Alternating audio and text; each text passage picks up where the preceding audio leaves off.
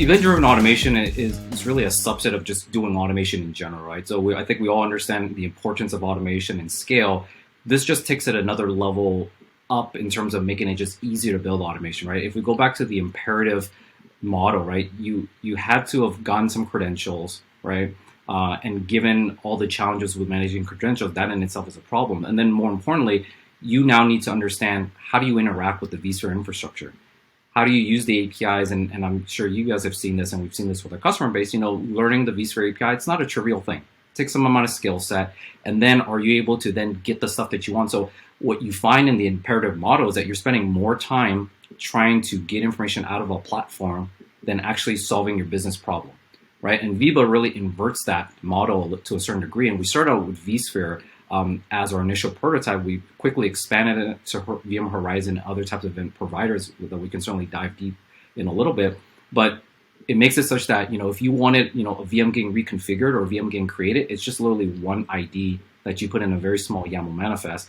And then you spend literally 99.9% of your time doing that automation. Is it writing a very simple function to send to Slack?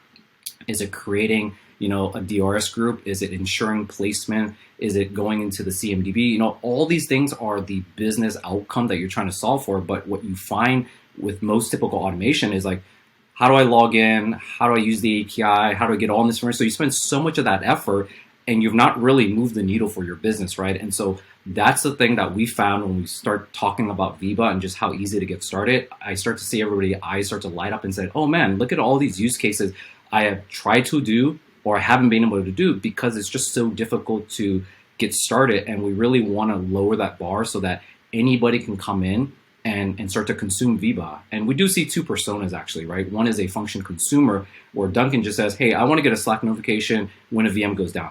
I actually don't want to write a single line of code. And we support that very specific use case. And then we also have other folks who come in who are going to be the function authors. They're going to be writing the automation. They're going to be doing all the types of integration, and they will basically build this collection of functions that then can be reusable. And we see a lot of our customers today actually sharing those functions back into the community. Like the vSphere HA one, we've even seen ones like NSX tagging and all that kind of stuff.